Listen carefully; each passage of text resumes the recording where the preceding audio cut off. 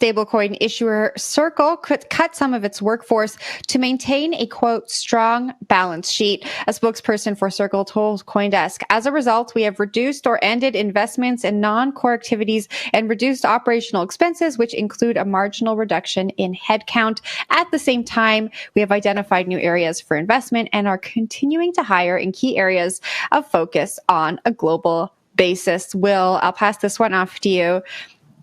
A story we've seen time and time again, more layoffs. What do you make of these developments at Circle?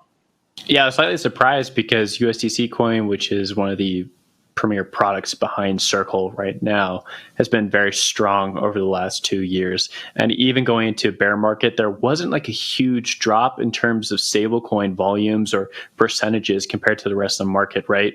And comparatively, of course, like we're still down double-digit percentages for most products. But compared to token projects out there that are still limping along and keeping their teams, you would think that a stablecoin would be able to hold itself up. And I think it did for quite a while. And it's still basically the coin of DeFi. A lot of people are choosing it because it does have a lot of the institutional proponents or pieces behind it that proponents do want. For instance, I think BlackRock holds a lot of assets here. They have good banking partners. They were able to weather the crisis back in, I think it was March, where we had the depegging event with USDC.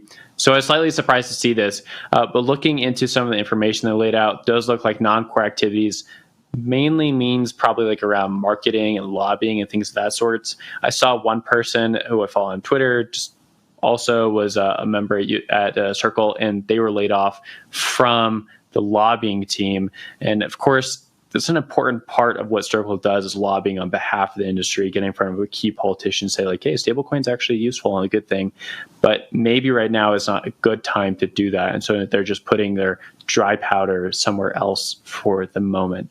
I'll throw it back to you, Jen. Yeah, I don't know if this is necessarily indicative of a business that's not doing well. It doesn't really say in this article how many people were laid off. Will, like you mentioned, these are in non-core roles. I don't know if that was a direct quote, but we've seen Jeremy Allaire doing a lot in Asia recently. It seems like Circle is really doubling down on their global strategy as regulatory uncertainty continues in the U.S.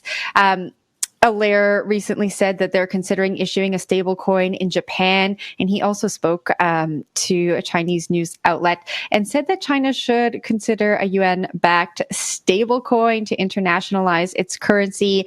So it just sounds like, they're taking more of a global perspective. Maybe there are some roles that were a little bit redundant and their business strategy might be changing. That's what I'm taking away from this. Anna, what do you think?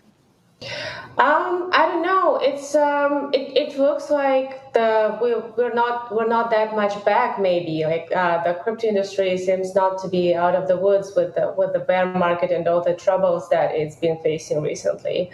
And by the way, Dapper Labs also did some layoffs recently. So.